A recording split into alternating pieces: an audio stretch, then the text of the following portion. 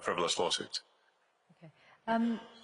Let's talk about AI, which is in so many of your businesses and in all our worlds in different ways. It's one of the big changes, the development of generative AI, since you last spoke to this forum 3 years ago. You're in this space, of course, with Grok, which almost everyone will know. You co-founded OpenAI and then left, and you've obviously got a legal battle with OpenAI and Sam Altman. I wonder if you could say something about the status of that, because you were together in Saudi Arabia with the president last week, with Sam Altman.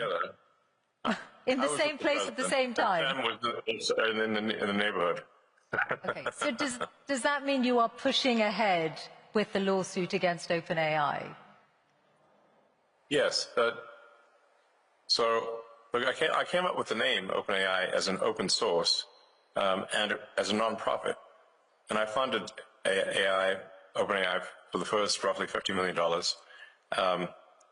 and it was intended to be a nonprofit open source company, and now they're trying to change that for their own financial benefit into a for-profit company that is closed source. So this would be like, let's say you funded a nonprofit to help preserve the Amazon rainforest, but instead of doing that, they became a lumber company, chopped down the forest and sold the wood. You'd be like, wait a second, that's not what I funded. That's OpenAI. They've made some changes to their corporate structure, though, haven't they, since, in recognition of what you've said? And no, that's just what they told the media. Okay. They have partly walked back their plan to restructure the business. I guess that's made no difference to how you feel about it. So you're determined to see them in court? Of course. Okay. Well, that's certainly going to be one to watch. I also wanted to ask you about AI and regulation, because when you were here last talking to John Micklethwaite, you had some pretty strong words about the risk that AI poses, and you said that you really felt what the US was missing was a federal AI regulator, that, you know, something along the lines of the Food and Drug Administration or the Federal Aviation Administration. Now, you're clearly now in a zone where you're more on the cutting regulation side than wanting new regulators. So has your view changed on the need for an AI regulator? Well, it's not that I don't think there should be regulators. You can think of regulators like referees on the field in sports. There should be some number of referees, but that you shouldn't have so many referees that you can't kick the ball without hitting one. In most fields in the U.S., the regulatory burden has grown over time to the point where it's like having more referees than players on the field. And this is a natural consequence of an extended period of prosperity. It's very important to appreciate this. This has happened throughout history. When you have an extended period of prosperity with no existential war, there's no cleansing function for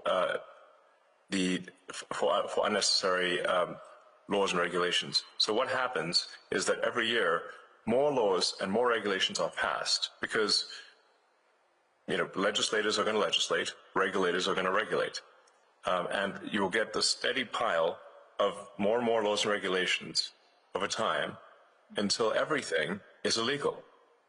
And let me give you an example of a truly absurd situation. Under the Biden administration, SpaceX was sued for not hiring asylum seekers in the U.S. Now, the problem is it's actually illegal for SpaceX under ITAR, International Traffic in Arms Regulations, to hire anyone who is not a permanent resident of the United States, because the premise being that they will take advanced rocket technology and return to their home country if they're not a permanent resident. So we're simultaneously in a situation where it is illegal to hire asylum seekers and is also illegal to hire asylum seekers. And the Biden's Department of Justice chose to prosecute us despite both paths being illegal. Damned if you do, damned if you don't. But my question was specifically about a regulator for AI, which you said 3 years ago was needed, and you said we need to be proactive on the regulation of AI rather than reactive. Have you changed your mind on that? No, of course not.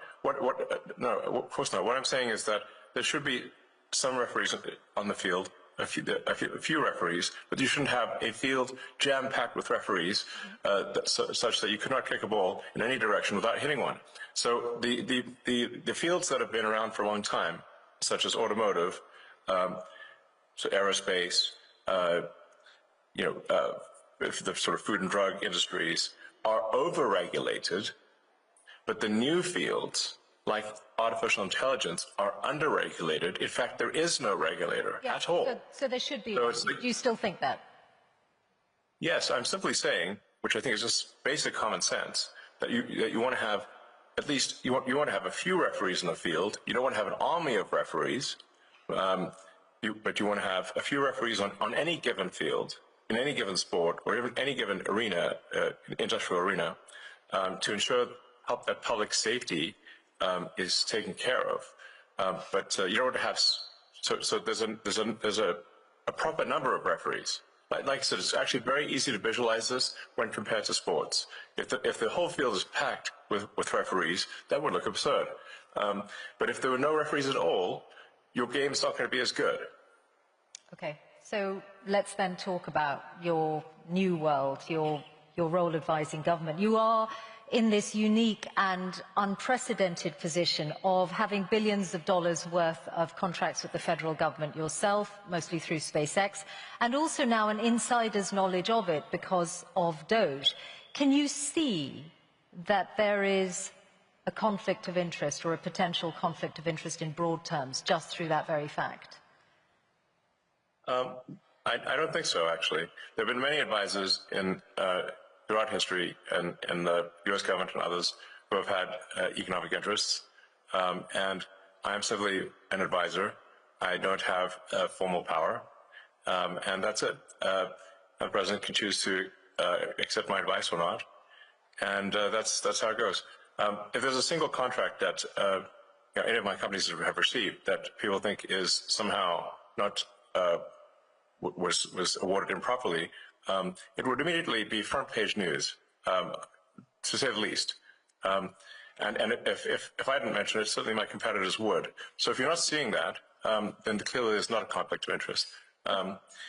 There's another way, though, to look at it, that, for example, you have many competitors, whether it's companies like Boeing or companies who would like to do more of the kind of work you do for NASA, Blue Origin, Rocket Lab, and because Doge is in every federal government department, you or people who work for Doge, and you are the driving force behind it, have an insight into those companies' affairs and those companies' relationships with the federal government.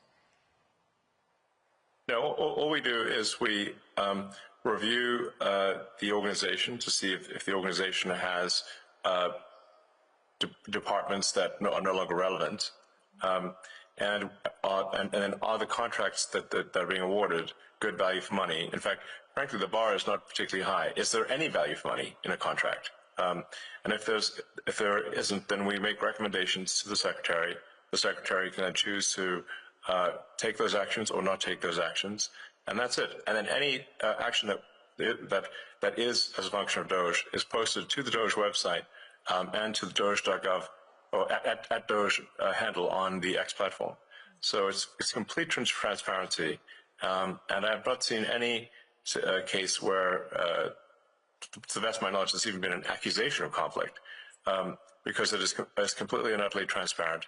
Okay. That's it. And what about the international dimension? Now, let's think about Starlink. Starlink is obviously a very, very good internet service.